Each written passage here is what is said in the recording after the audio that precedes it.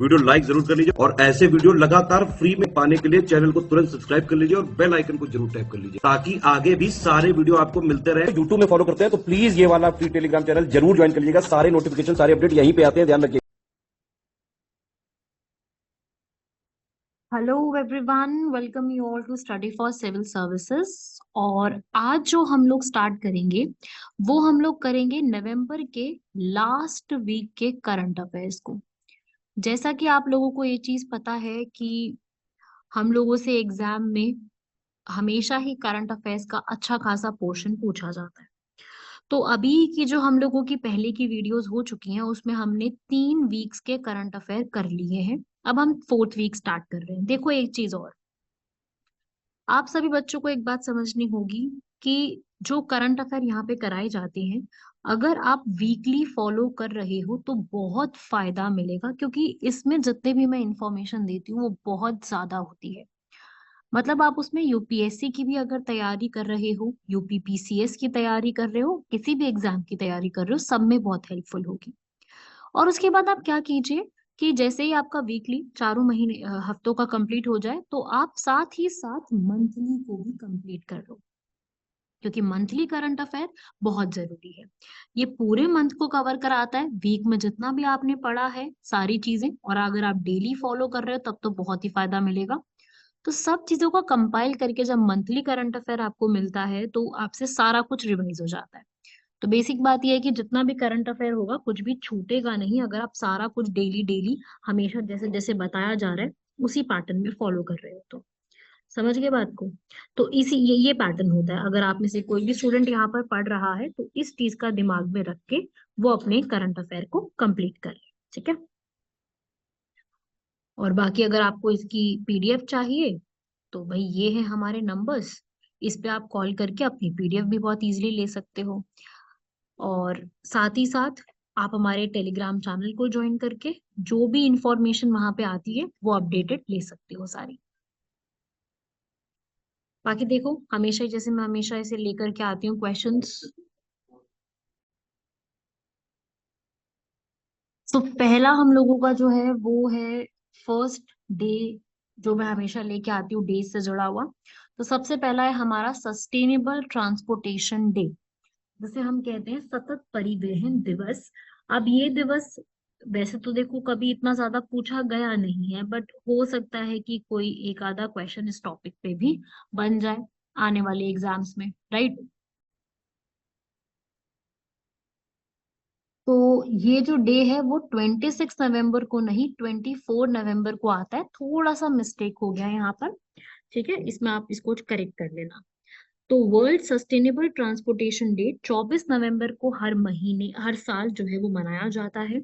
यही हमारी United nation general assembly का एजेंडा है जो कि वो कंप्लीट करती है। क्योंकि देखो यार, ट्रांसपोर्टेशन और परिवहन भी उतना ही जरूरी है जितना हम क्लाइमेट चेंज और बाकी सब चीजों पे बात करते हैं, ये भी उतना ही जरूरी है। तो उसी के लिए यहाँ पर अलग से एक जो है सतत परिवहन सतत विकास करके स्टार्ट किया गया है। आप इसका क्या याद करोगे, एग्जाम के लिए क्या जरूरी है? बेसिक बात तो वही है कि हमें एग्जाम के लिए क्या पूछा जाता है। तो देखिए भाई, एग्जाम के लिए जो पूछा जाता है वो है सबसे पहले तो जो हमारा थीम है। थीम हमारे लिए बहुत जरूरी रहती है। एग्जाम में थीम पे सवाल बनते हैं, तो आप लोगों को भी थीम लर्न करके जानी है। दूसरा इंपॉर्टेंट एक जो दिवस है वो याद करके जाना है। दूसरा, एक 26 नवंबर हमारा संविधान दिवस होता है, कॉन्स्टिट्यूशन डे होता है। ये भी आप लोगों को पता ही होगा, ठीक है। तो वो वैसे मैंने इस बार की उसमें नहीं रखा क्योंकि मैं आपको अलग से इसको कराने वाली हूँ, ठीक है ना। अभी पढ़ेंगे इसके बारे में भी। 26 नवंबर कॉन्स्टिट्यूशन डे होता है, क्योंकि इस दिन हमारा कॉन्स्टिट्यूशन बन के तैयार हुआ था। 9 दिसंबर 1946 से स्टार्ट हुआ। एक बार रिवाइज कर लेते हैं मेरे साथ, आता है बहुत अच्छी बात है, कोई दिक्कत नहीं है। रिविजन ही तो करनी है, कौन सी इसमें बहुत बड़ी बात है ना। तो असल में शुरुआत 9 दिसंबर 1946 से होकर के 26 नवंबर 1949 तक चली, और होते होते ये पूरा 2 साल 11 महीने 18 दिन तक चला। और इस पूरे टेन्योर में हमारा कॉन्स्टिट्यूशन प्रिपेयर होता है। इस डेट को तभी हम मनाते हैं कॉन्स्टिट्यूशन डे या लॉ डे भी, ठीक है, लॉ दिवस भी मनाया जाता है। हालांकि वो बात अलग है कि ये लागू इस डेट को हुआ था, रिपब्लिक डे, सब जानते हैं इस डेट के बारे में। दूसरी इंपॉर्टेंट बात यह है कि हमारी जो पूरी संविधान सभा थी जिसने कॉन्स्टिट्यूशन को प्रिपेयर किया है, ये संविधान सभा ने जो अपना काम है पूरा, ये इन्होंने, प्रेसिडेंट थे एक टेम्पररी सच्चिदानंद सिन्हा और परमानेंट डॉक्टर राजेंद्र प्रसाद, इनके द्वारा पूरा किया गया था, जिसमें बेहद बहुत सारी कमिटीज रही हैं। उन कमिटीज पे भी कई बार इधर उधर से सवाल जो है वो बन जाते हैं कि कौन कौन सी कमिटीज रही हैं, क्या है। कभी कभी बन जाते हैं, मैं ये नहीं कही हमेशा इन पे सवाल आते हैं, कभी कभी ऐसा सवाल भी बन जाता है, ठीक है। चलो आगे बढ़ते हैं। तो ये था हमारा डेज में इंपॉर्टेंट चीज।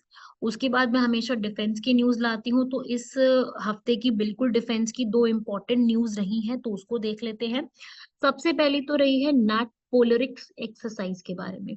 अब ये भी एक एक्सरसाइज इंपॉर्टेंट है हमारे लिए कि भाई ये जो एक्सरसाइज है ये क्या खास है इसके अंदर, है ना।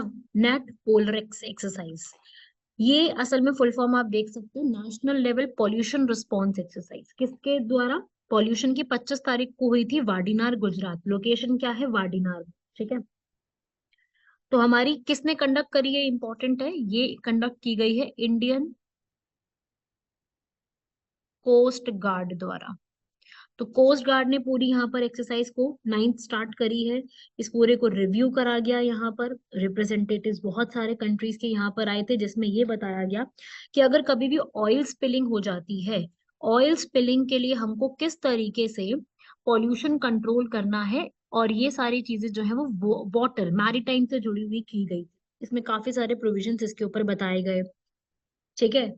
और वही इसके अंदर काफी सारे आत्मनिर्भर भारत की चीजें दिखाई गई कि भाई हम किस तरीके से मरीन पॉल्यूशन को कंट्रोल करने के लिए काफी हद तक एफर्ट्स को कर रहे हैं। तो आपसे क्या पूछा जाएगा कि नेट पोलरिक्स एक्सरसाइज किसने कंडक्ट करी थी? आंसर हो जाएगा इंडियन कोस्ट गार्ड। दूसरा, ये एक्सरसाइज कहाँ पे कंडक्ट हुई है? वाडीनार गुजरात। कल को वाडीनार पे भी क्वेश्चन बन सकता है, वाडीनार ये पूछ लेंगे कि ये मैच द फॉलोइंग में आता ना, तो वाडीनार की क्या है? तो वो एक गुजरात में जगह का नाम है, और ये एक कोस्टल एरिया है ना, जहाँ पे हमारे पोर्ट्स बने होते हैं, कोस्टल। देवभूमि द्वारका डिस्ट्रिक्ट गुजरात में पड़ता है ये, ठीक है। तो बस बस इतना ही याद कर लोगे उतना भी बहुत है, मेन मेन बात याद रखनी है। अगला तो भाई बहुत ही ज्यादा इंपॉर्टेंट है, क्योंकि इस पे तो बड़े ही बार सवाल आ चुके हैं। जो सूर्य किरण पिथौरागढ़ में हुई है, तो ये एक्सरसाइज किस किस के बीच में होती है? इंडिया और नेपाल के बीच में ज्वाइंट मिलिट्री एक्सरसाइज है, नाम है उसका सूर्य किरण। ये तो सबसे ज्यादा जरूरी है। 24 तारीख को शुरू हुई थी। पिथौरागढ़, पिथौरागढ़ कहाँ पे लोकेटेड है? हमारे भारत के उत्तराखंड में। तो ये 24 से लेके 7 तारीख तक शुरू हुई। हर मतलब ऐसा होता है कि एक बार नेपाल होगी, एक बार इंडिया होगी। तो इस बार 2023 की जो ये एक्सरसाइज है, ये इंडिया पिथौरागढ़ में की गई है। कि कौन? इंडियन आर्मी ने किया है यहाँ पर रिप्रेजेंट, और नेपाल की तरफ से भी यहाँ पर आर्मी पहुंची थी, और नेपाल की तरफ से रिप्रेजेंट किया था तारा दल बटालियन ने। इंडिया की तरफ से इंडियन आर्मी की बटालियन कुमाऊं रेजिमेंट, उन्होंने यहाँ पर रिप्रेजेंट किया था, जिसका मेन काम था, दोनों कंट्री से एक दूसरे को कभी भी डिजास्टर आ जाता है ना, हमारे आपस में डिजास्टर मैनेजमेंट। क्योंकि हम लोगों ने खूब मदद करी है यार नेपाल की, और करते हैं, आज भी करते आ रहे हैं, है ना। हम आज भी खूब मदद करते आ रहे हैं नेपाल की, कि भाई किसी ना किसी तरीके हम लोग नेपाल में मदद भिजवाएं, चाहे मेडिसिन भिजवाएं, चाहे वहां पर पावर प्लांट्स लगाएं, काफी कुछ मदद करते हैं। तो ये सब कुछ है हमारा उनके साथ। एक्सरसाइज काफी इम्पोर्टेंट है, सूर्य किरण एक्सरसाइज। इस पे सवाल भी कई बार आ चुका है, तो मैं तो यही बोलूंगी कि पढ़ के जाओ थोड़ा सा इसके बारे में, है ना। मेन मेन पढ़ के चले जाओ, बहुत है। बाकी एक्सरसाइजेस तो खूब सारी होती है, ये तो चलो एक ही नाम मैंने आपको बताया, पर एक्सरसाइजेस सिर्फ नेपाल के साथ नहीं, यूएसए के साथ होती है। तो आप मुझे कमेंट बॉक्स में यूएसए के साथ इंडिया की कौन कौन सी एक्सरसाइजेस होती है उसकी एक लिस्ट देंगे, क्योंकि आपको करीब करीब चार तो बतानी ही पड़ेंगी। है तो ज्यादा, पर मेन अगर आप यहाँ पर जॉइंट एक्सरसाइजेज में 4 एक्सरसाइज भी बता देते हैं, बहुत है। इंडिया यूएस की, ठीक है ना, आप उसमें से 4 एक्सरसाइजेस बता दो, बहुत है। 4 की लिस्ट मुझे एक बार कमेंट बॉक्स में प्रोवाइड करें कि इंडिया और यूएस की कौन कौन सी होती है, ठीक है। बढ़े हम आगे। अगला आर्टिकल हम लोगों का सीओपी 28 पे है। COP 28 conference of parties 28 Dubai UAE में स्टार्ट हो चुका है, ठीक है। हर साल होता है, और अब जो है इसको सीओपी को वहां पे स्टार्ट किया गया है। ये यूएई की एक सिटी है, ठीक है। दुबई बहुत लग्जरी के लिए जाना जाता है, बुर्ज खलीफा, वो तो आप जानते ही हैं, है ना। तो वो उसके लिए भी जाना जाता है, काफी मतलब फेमस है। और इंडिया के तो खूब लोग वहां जाते हैं, और दूसरी बात, इंडिया के खूब लोग तो जाते ही हैं, पर इंडिया के मतलब लोग काम करने के लिए भी वहां पे बहुत ज्यादा जाते हैं, है ना। तो इस तरीके से याद रखना, यूएई यूनाइटेड अरब अमीरेट्स कहते हैं, और इसकी कैपिटल जो है वो दुबई नहीं है। यूनाइटेड अरब एमिरेट्स की कैपिटल है आबू धाबी, ठीक है।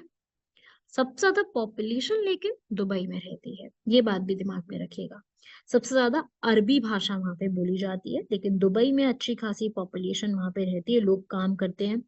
और वर्ल्ड में काफी जबरदस्त जो बिल्डिंग सबसे बड़ी बड़ी हैं, 5 स्टार होटल्स हैं, वो दुबई में ही है। दुबई जो है फेमस ही बेसिकली इन चीजों के लिए सबसे ज्यादा रहा है ना। सुना ही होगा आप लोगों ने भी। और लोग खूब जाते हैं, इंडिया तो खूब बसा हुआ है वहां पर। वहीं पर ही सीओपी 28 को स्टार्ट किया, जहां पे मेन ऑब्जेक्टिव, मैं आपको ऑब्जेक्टिव बता देती हूँ। इनका मेन ऑब्जेक्टिव है सीओपी का कि हम लोगों को जो अर्थ के टेम्परेचर को 1.5 डिग्री सेल्सियस तक लाने की बात की गई है, ताकि हम ग्लोबल वार्मिंग से निपट सके। असल में टेम्परेचर 2.53 डिग्री सेल्सियस तक जा रहा है। तो इस टेम्परेचर को इतने तक लाने के जो एफर्ट्स है ना, जो पेरिस अग्रीमेंट और बहुत पुराने पुराने से चलते आ रहे हैं, उसको यहाँ पे कंट्रोल किया जाए। वही बात है ना कि कंट्रोल हुआ नहीं है अभी तक। उसी के लिए स्टेप्स लेने के लिए बात की जा रही है कि हम लोगों को कंट्रोल करने की जरूरत है, ठीक है। सीओपी 28। बढ़ते हैं हम लोग आगे। अगला, मरियम वेबस्टर डिक्शनरी, एक बहुत ही फेमस, जैसे आपने ऑक्सफोर्ड का नाम सुना हुआ होगा, है ना, कैम्ब्रिज यूनिवर्सिटी सुना होगा। तो ऐसे ही एक पब्लिशिंग कंपनी है जिसका नाम है मरियम वेबस्टर, ठीक है, मेरियम भी पढ़ सकते हो। इन्होंने हर साल जो है एक वर्ड ऑफ द ईयर निकालते हैं। तो इस बार का वर्ड निकाला है ऑथेंटिक। क्यों? क्योंकि फेक चीजें बढ़ती जा रही हैं। फेक चीजों के बढ़ने की वजह से इन्होंने एक शब्द निकाला ऑथेंटिक। मतलब क्या होता है? जेन्युइन, है ना। ऑथेंटिक का मतलब क्या होता है? एकदम प्रमाणिक, जो कि सही है। क्योंकि अब आज के समय की जो ये एज है वो डीप फेक की है। डीप फेक का मतलब क्या है? जैसे आपने देखा होगा, वीडियो वायरल हुई थी बहुत ज्यादा, राश्मिका मंदाना जो है, जो कि अभी एनिमल मूवी में जो लोग कह रहे हैं उनको भाभी नंबर 1 के नाम से, मतलब मुझे ऐसा अच्छा नहीं लगा वो पढ़ के। पर हाँ, लोग काफी वायरल हो रही हैं चीजें। तो वो हीरोइन जो है, वो एक्ट्रेस, उनकी भी एक वीडियो वायरल हुई थी इस तरीके से। ऐसी आलिया भट्ट की भी वीडियो वायरल हुई थी। ऐसे ही और भी वीडियोस अलग अलग की वायरल हो रही है, काफियों की हुई है, हमारे प्राइम मिनिस्टर की हुई है। तो ये जो एक ना फेक वीडियोस बना रहे हैं, किसी और का आवाज लेके, किसी और की फोटो लेकर के कर देना व्यूज के लिए। तो उसकी दुनिया में एक शब्द निकाला है ऑथेंटिक, जो कि हमें सही के ऊपर राह दिखाता है। तो वो ऑथेंटिक शब्द इस बार जो है वो नया निकाला गया है, ठीक है। समझे बात को? तो ऐसे भी क्वेश्चन आते हैं कि कौन सा वर्ड पॉपुलर रहा या क्या क्या कैसा रहा, ठीक है ना। और एक ऑक्सफोर्ड डिक्शनरी में भी निकाला है। अब आपने मरियम वेबस्टर का पढ़ लिया, तो अब आप एक ऑक्सफोर्ड का भी पढ़ लो। ऑक्सफोर्ड डिक्शनरी का वर्ड ऑफ द ईयर 2023 है ridge. Word of the year ridge, RIZZ। Ridge का मतलब होता है स्टाइल, चार्म, अट्रैक्टिव। ये इसका मतलब होता है ना, करिश्मा। जैसे हम कहते हैं ना, करिश्मा है उसका, यार उसका तो स्टाइल है। वो करिश्मा का एक शॉर्ट टर्म निकाल दिया उन्होंने, रिज, ठीक है। बस वही है, आज के टाइम पे ना ये वर्ड को ऐसे कर देते हैं, घुमा फिरा के इतना वो कर देते हैं ना सारे के सारे। तो बस वही चीज है। आपको जो पता होना चाहिए, क्योंकि एग्जाम में तो सवाल ऐसे ही बनेंगे ना भाई, अब जो भी है पढ़ना तो पड़ेगा ही अपने को भी। और ऐसे कैम्ब्रिज जो हमारी डिक्शनरी है उसने भी निकाल दिया, तो कैम्ब्रिज डिक्शनरी का भी पढ़ लो भाई, वो है हाल्यूसिनेट, वो है वर्ड ऑफ द ईयर हाल्यूसिनेट। ठीक है, तो नए वर्ड्स हैं ये वाले जो कि अलग अलग निकाले गए हैं, अपने को ये सारे शब्दों का पता होना चाहिए। तो मैंने अब आपको क्या कर दिया, तीन मेन इंपॉर्टेंट डिक्शनरीज हैं, मरियम वेबस्टर, कैम्ब्रिज और ऑक्सफोर्ड, तीनों के वर्ड ऑफ द ईयर आपको पता होने चाहिए। ठीक है ना, हो जाएगा अब लर्न। चलो बढ़िया, बहुत बढ़िया, बढ़ो आगे। अब एक रिपोर्ट और निकाली गई है, रिपोर्ट का नाम है यहाँ पर एमिशंस गैप रिपोर्ट। अभी एमिशंस गैप रिपोर्ट कौन रिलीज करता है, ये यूपीएससी ऑलरेडी पूछ चुकी है, सीडीएस और सीएपीएफ एग्जाम में क्वेश्चन था, emissions gap report is released by, so emissions gap report is released by UNEP, United Nations Environment Programme. ठीक है, अब ये रिपोर्ट ने वही सेम बात जो मैंने आपको बताई कि हम लोगों का टारगेट कितना है, 1.5 डिग्री सेल्सियस, पर हम तो बढ़ते जा रहे हैं उससे। तो वही एमिशंस तो बताए इन्होंने, इन्होंने इस रिपोर्ट में यही तो हमको डिटेल दी कि हमारे जितने भी हम लोग ये करते हैं एमिशंस, तो हमें कैसे इनको रिड्यूस करना है, हमने इनको कैसे कट डाउन करके इसको बिल्कुल एग्जैक्ट जो अपन लोग चाहते हैं जिस पोजीशन पे, वो लेकर के आना है।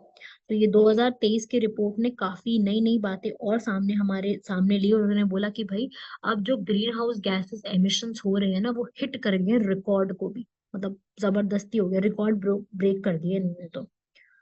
ठीक है, तो ये बात इन्होंने कही कि भाई पेरिस अग्रीमेंट पे हम लोग एकदम तरीके से नहीं आ पा रहे हैं, ट्रेंड्स को और बढ़ता जा रहे हैं, इंक्रीज हो रहे हैं हम प्रीवियस ईयर से ज्यादा, जबकि हमको तो डिक्रीज करना था, हमको 2030 तक आते आते करना है, टारगेट हमने जो सेट किया वहां तक लेके आना, चलो 1.5 तक नहीं, कम से कम 2 डिग्री सेल्सियस तक तो लेके आओ।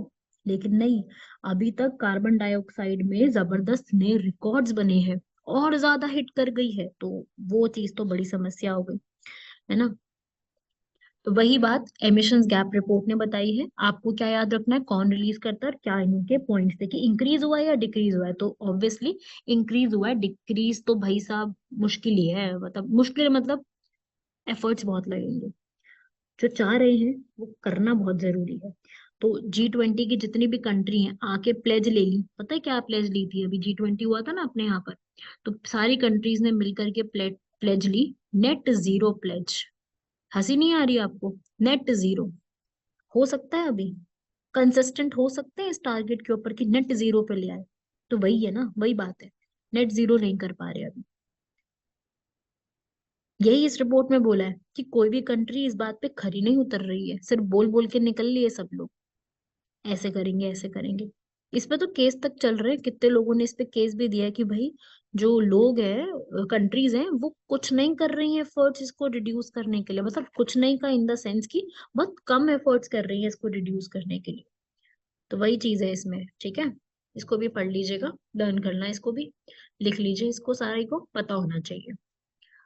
अगला भाई, अभी हाल फिलहाल में हमारी जो आईआईटी रोपर की जो रोपर कहाँ पे है, पंजाब में है, इसलिए सतलुज नदी के किनारे इन्होंने एक अलग से मटेरियल को डिस्कवर किया है। मटेरियल का नाम है टैंटेलम, टैंटेलम मेटल एक डिस्कवर हुआ है। ठीक है, टेंटेलम मेटल जो सतलुज रिवर के अराउंड है, क्योंकि ये रिवर पंजाब में मैक्सिमम फ्लो करती है, तो इसका क्या यूज होगा या क्या है वो सब देख लेते हैं। इसका सिंबल है टीए, एटॉमिक नंबर है 73, और ये क्रूशियल मटेरियल है क्योंकि बहुत रेयर है, कम मिलता है, और ये कोरोजन रेसिस्टेंट है, इस पे कभी भी कोरोजन होता है ना, जो एक कह लो आपकी उस पे एक परत नहीं जमती है आयरन की तरह, और ये कभी खराब नहीं होता है, हार्ड है और अच्छी खासी शाइन भी है इसमें। सतलुज रिवर के किनारे मिला है, इसका सबसे ज्यादा इस्तेमाल किया जाता है हमारे इलेक्ट्रॉनिक्स के अंदर, इलेक्ट्रॉनिक्स में जो हमारे कैपेसिटर और रेजिस्टर्स होते हैं उसमें इसका काफी अच्छा इस्तेमाल चल रहा है।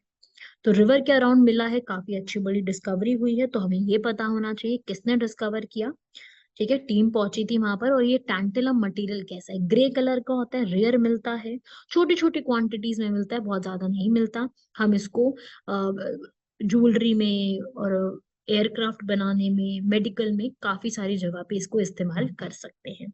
ठीक है, सतलुज रिवर में मिला है। और अभी क्या है ना कि टैंटेलम अभी हमको जो लेके आना पड़ता है वो हम ज्यादातर बाहर से ही मंगवाते हैं। रिलायंस की जो इंडस्ट्रीज है वो सबसे ज्यादा इसको इम्पोर्ट करवाती है। तो अभी क्या है कि हम लोग बहुत ज्यादा पिछड़े हो जाते हैं इन सब चीजों में। तो अभी अगर हम ये कुछ मटेरियल्स और मिनरल्स अपने देश में मिलने शुरू हो जाएंगे तो बाहर से मंगवाना कम हो जाएगा। बाहर से मंगवाएंगे नहीं, डोमेस्टिक मैन्युफैक्चरिंग बढ़ेगी और अपने ही लोगों को फायदा मिलेगा। तो फ्यूचर इसका जो एक इम्पोर्टेंस है वो हमारे लिए काफी है। तो आपको टैंटलम मटेरियल के बारे में याद रखना है, कहाँ पे मिला है ये याद रखना है, इसका एटॉमिक नंबर, इसका सिंबल भी लर्न कर लीजिए। ओके, चलो। अब आप थोड़ा सा मैं सतलुज रिवर के बारे में बता दूं, क्योंकि सतलुज रिवर अभी हमने बताया कि वहां मिला है। तो मैं आपको थोड़ा सा सतलुज रिवर के बारे में बता दूं। सतलुज रिवर इंडिया से ओरिजिनेट नहीं होती है। जैसे इंडस लेक मानसरोवर से निकलती है, ऐसे ही सतलुज भी मानसरोवर के पास में राका लेक है, वहां पे निकलती है। तिब्बत में इसका नाम लांगचेंग खब्बाब होता है, मतलब चाइना में जो रीजन है वहां पे इसका नाम जो है क्या है, लांगचे खम्बाब। इंडिया में आके इसका नाम सतलुज पड़ जाता है। दूसरा इंपॉर्टेंट क्वेश्चन, इंडिया में ये कौन सी जगह से एंटर करती है? तो देखो ये एंटर करती है सबसे पहले हिमाचल में। और हिमाचल में एक पास है जिसके थ्रू ये एंटर करती है इंडिया में, जिसका नाम है शिपकीला। ये है पास का नाम, शिपकीला से ये एंटर होके इंडिया में हिमाचल में आती है। और देखो मैं बना देती हूँ, ये निकली यहाँ से, ये है ड्राकस मानसरोवर, चाइना तिब्बत। यहाँ से निकल के ऐसे आती है, ये है हिमाचल प्रदेश, ये है पंजाब, और ये है पाकिस्तान। ठीक है, बाहर चली जाती है। इसको बीच में ही पंजाब में एक जगह पर ऊपर से मिलती है, सॉरी मैं इसको ऊपर की तरफ बना देती हूँ क्योंकि ऊपर से ही मिलती है। पंजाब में एक जगह है हरीके, हरीके बैरेज, वहां पे ब्यास नदी सतलुज नदी को मिल जाती है, ये भी आपको पता होना चाहिए। ठीक है, और इस नदी पे, सतलुज नदी पे एक डैम बना हुआ है जिसका नाम है भाखड़ा नांगल डैम, जिसकी वजह से पंजाब राजस्थान हरियाणा के इलाके में इरिगेशन सिंचाई के लिए पूरा जो है अरा दिया जाता है। ठीक है, ये कहाँ मिल जाती है, पाकिस्तान में चली जाती है। पाकिस्तान में किसको मिल जाती है, चेनाब नदी को मिल जाती है। किसको, चेनाब को। सीधा ये इंडस में नहीं मिलती है, ये भी दिमाग में रखिएगा। ठीक है, चलो। सतलुज के बारे में क्लियर हुआ, कहाँ से निकलती है, क्या क्या चीज है याद रखिएगा। कहाँ से निकलती है, राकस लेक। अच्छा एक मैं और चीज बता दूं, राकस तो लेक हो गई, लेक में एक पीक है वहां से निकलती है। ये आपको इन्फॉर्मेशन बुक्स में नहीं मिलेगी, इसलिए मैं यहाँ बता रही हूँ। कौन सी पीक से निकलती है, कांगरीन बुक, कांगरीन बुक पीक, ये राकस नदी के वहां पे जगह है। ठीक है, तो यहाँ से हमारी जो ये नदी है सतलुज, वो ओरिजिनेट होती है, उसका उद्गम होता है। समझे भाई? चलो बढ़े आगे, यहाँ तक क्लियर हो गया। ये एक ऐसी नदी है जो पहाड़ों को काट के आती है, इसीलिए इसका नाम क्या है, पढ़ो यहाँ पे क्या लिखा है, एंटीसीडेंट नदी। एंटीसीडेंट मतलब कि ऐसी नदी जो हिमालयास के बनने से पहले से बनी हुई है, बहुत पुरानी नदी है। ठीक है, मतलब पहाड़ों को काट करके ये अपना रास्ता बनाते हुए, अपना पूरा काम करते हुए निकल के आती है। ठीक है, चलो बढ़ते हैं अगले आर्टिकल पे। एक है रेसिंग कॉन्टेस्ट। हाँ ये बड़ा न्यूज में चल रहा था। जैसे जल्लीकट्टू मैंने अपने पहले के लेक्चर्स में कवर अप कराया, जल्लीकट्टू भी ना तमिलनाडु में होता है। बुल टेमिंग फेस्टिवल, सींग से जो है बुल को कंट्रोल करना होता है। ऐसे ही कंबाला भी एक ऐसे ही फेस्टिवल है जो कि कर्नाटका और बेंगलोर में मनाया जाता है। कर्नाटका के डिस्ट्रिक्ट्स दक्षिण कन्नड़, उडुपी, वहां पे मनाया जाता है। शिव जी को, ये भगवान शिव को डेडिकेटेड है पूरा।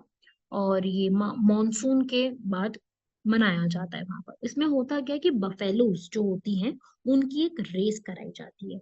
और ये जो है पूरा, असल में पूरे स्पॉन्सर कौन करते हैं, तुलवा के जमींदार। तुलवा के लैंडलॉर्ड जिसको स्पॉन्सर करके पूरा फेस्टिवल ऑर्गेनाइज करते हैं। ठीक है, ये असल में एक उस जगह की जाती है जो कि पैडी प्लेस होती है। पैडी मतलब जहाँ पे राइस उगाए जाते हैं, वहां पे किया जाता है। ठीक है, उस पूरे रीजन में छोटी छोटी जगह पे खूब कंबाला एक एसोसिएशन बनी हुई है, 18 एसोसिएशन करीब है कर्नाटका में, जहाँ पे इस पूरे को ऑर्गेनाइज होता है। तो कंबाला भी याद रखना, जैसे आप लोगों ने जलीकट्टू लर्न किया हुआ है, ऐसे इसको भी लर्न कर लेना तो आपका कॉन्सेप्ट क्लियर हो जाएगा।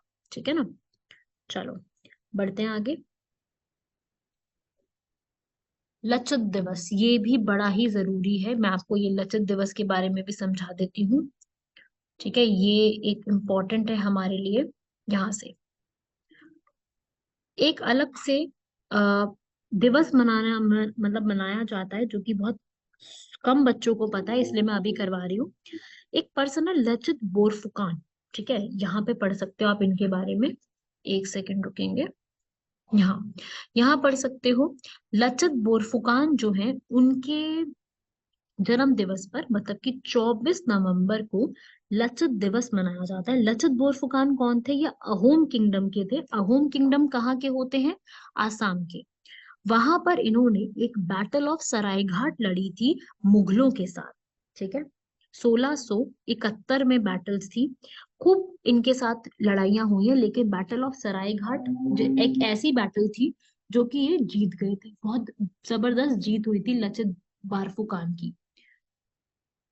तो उन 1671 में हुई है, और उसकी एक साल बाद उनकी डेथ हो गई थी, लेकिन इन्होंने बहुत जबरदस्त एक ब्रेवरी की मिसाल हमारे सामने रखी थी। तो उस दिन से इनके बर्थडे वाले दिन लचित दिवस मनाया जाता है असम में। क्लियर हुआ? अहोम किंगडम को रिप्रेजेंट करते हुए। तो लचित दिवस इंपॉर्टेंट है, इसको याद रखिएगा। उनको एक ट्रिब्यूट देने के लिए इस पूरे को यहाँ पे मनाया जाता है। ठीक है, बस छोटा सा आर्टिकल था, पर लर्न तो करना ही पड़ेगा। सवाल तो बन सकते हैं, बैटल ऑफ सराय घाट पूछा जा सकता है, कहाँ पे हुई, किसके साथ हुई, क्या था। ठीक है, अगला बहुत इंपॉर्टेंट है, क्योंकि इससे जुड़ा हुआ एक क्वेश्चन अभी हाल फिलहाल में ही पूछा गया था। गुरु नानक देव की जो शिक्षाएं हैं वो क्या थी, और समकालीन दुनिया में उनकी शिक्षाओं का क्या महत्व है। क्योंकि अभी गुरु नानक देव जयंती जो है वो मनाई गई है अभी हाल फिलहाल में ही, तो उससे जुड़ा हुआ मैं आपको बता रही हूँ कि प्रीवियस ईयर मेंस में क्वेश्चन भी आया। ठीक है, तो वही चीज है कि मैं सोचा कि आपको बता दूं कि ऐसा भी बन सकता है ना, क्वेश्चन बन सकता है। तो गुरु पूरब कहते हैं इनको। गुरु पूरब जो है खूब खूब खूब हर्षोल्लास से मनाया जाता है। जैसे इस बार 27 नवंबर को मनाया गया था, तो उसी से जुड़ा हुआ पूरा गुरु नानक के बारे में आपको मैं बता दूं। सिखिज्म के फाउंडर है गुरु नानक के। सिख के 10 गुरु में से फर्स्ट गुरु ये कहे जाते हैं, और इनके बर्थडे को गुरुपूरब के नाम से जाना जाता है। ठीक है, इनका जो जन्म हुआ था वो लाहौर में हुआ था। तालविंडी राय भोल एक जगह है, अब इसका नाम नानकाना साहिब पड़ चुका है। वहां पर इनका जन्म हुआ था, और उसके बाद इनकी जो मृत्यु है वो 1539 करतारपुर में हुई थी। करतारपुर पाकिस्तान में ही है। ठीक है, इन्होंने खूब जो है काम किया है लोगों को एक कॉन्सेप्ट समझाने के लिए, जिसका नाम है एक ओंकार। एक ओंकार क्या मतलब होता है इसका? एक ही भगवान, वन गॉड, एक ही भगवान पे फोकस करो। और इन्होंने सबके साथ सिर्फ और सिर्फ यही समझाया है कि आप सभी लोगों को एक ही इंसान पे, एक ही भगवान पे भरोसा रखना है। इन्होंने शब्द कहे हैं, गुरु ग्रंथ साहिब में उन शब्द को खूब तरीके से लिखा गया है, लोगों तक अवेलेबल कराए गए हैं। तो गुरु नानक देव जी, इनको भी आप लोगों को पढ़ के जाना है। इनसे भी, इनकी टीचिंग्स पे खूब क्वेश्चन बनते हैं। ठीक है, भक्ति सेन जब आप पढ़ते हो तो आप इनको कंप्लीट करोगे। और ये भी याद रखना कि इन्होंने क्या क्या चीजें बताई हैं। इन्होंने जो जो इम्पोर्टेंट टीचिंग्स है, जैसे ये है इनकी टीचिंग्स, इन्होंने आदि ग्रंथ भी लिखी, जो कि आगे चल के गुरु अर्जुन देव फिफ्थ सिख गुरु ने कंपाइल करी थी। गुरु ग्रंथ साहिब के नाम से अब उनको जानते हैं, उसमें कुछ चेंजेस करके जो 10वें गुरु हैं गुरु गोविंद सिंह, उनके द्वारा कंप्लीट की गई। तो गुरु नानक देव की टीचिंग्स क्या है? इन्होंने हमें मानवता को जीना सिखाया और सिख धर्म की नींव रखी। इन्होंने बताया कि ईश्वर एक है, धर्म, सामाजिक निष्पक्षता, निस्वार्थ सेवा करना कितना जरूरी है हमारे लिए। इन्होंने बताया निर्गुण भक्ति होती है, भगवान का कोई रूप नहीं होता भक्ति करने के लिए। इन्होंने बस ये बोला कि आप सिर्फ और सिर्फ बिना रूप के नाम जपो। इन्होंने नाम जपना लोगों को सिखाया। ठीक है, इन्होंने मूर्ति पूजन बिल्कुल विश्वास नहीं रखते थे, ये तीर्थ यात्रा में बिल्कुल विश्वास नहीं रखते थे। बस इन्होंने ये बोला कि नाम जपो, जिससे क्या होगा, आपको ये पता चलेगा कि भगवान आपके ही आसपास है। तो इन्होंने ये चीज के लिए बोला, इन्होंने एक रास्ता दिखाया कि इस संसार में किस तरीके से आप बता सकते हो आगे। इन्होंने हिंदू मुस्लिम के बीच में कोई भेदभाव नहीं रखा। इन्होंने हिंदू और मुस्लिम दोनों को ही यहाँ पर आगे बढ़ाना दिया। गुरु ग्रंथ साहिब में इन्होंने काफी बातें लिखी थी। यही हमसे तो पूछा गया, देखो इस क्वेश्चन में, टीचिंग्स, इनकी आपको टीचिंग्स बतानी है, तो टीचिंग में आप यही बताओगे, नाम जपना। ठीक है, इन्होंने ये सब बताया, ये देखो मैंने यहाँ पूरा लिखा है, ये बताएंगे आप टीचिंग्स में। भगवान का नाम जपना, वाहे गुरु सतनाम, इन्होंने भगवान के नाम में वाहे गुरु सतनाम के ऊपर बात कही है। और ये आप रीड करो, स्मरण करना, दोहराव करना, हमेशा यही बोलते रहो, जिससे आप भगवान के काफी करीब अपने आप को मानोगे। किरत करनी इन्होंने बोला, मतलब कि आप सिर्फ और सिर्फ अगर कुछ भी खा रहे हो तो वो ईमानदारी और मेहनत का होना चाहिए। हम एक, मुझे बोलते हुए अच्छा नहीं लग रहा, पर एक शब्द होता है ना, हराम की कमाई, वो नहीं होना चाहिए। इनका सिर्फ यही कहना था कि ईमानदारी और मेहनत की जो काम होता है ना, वो जिंदगी भर साथ देता है। तो इन्होंने ये टॉपिक्स पे रखा फोकस, सोसाइटी में बहुत कंट्रीब्यूट करा। इन्होंने एक सेवा शुरू करवाई थी, यहाँ पे भी आप पढ़ सकते हो, मैंने सब लिख दिया है इधर। कीरत करनी तो इन्होंने बोला ही बोला, यहाँ रीड करो पूरा। इन्होंने बोला यहाँ पर वंद चखना।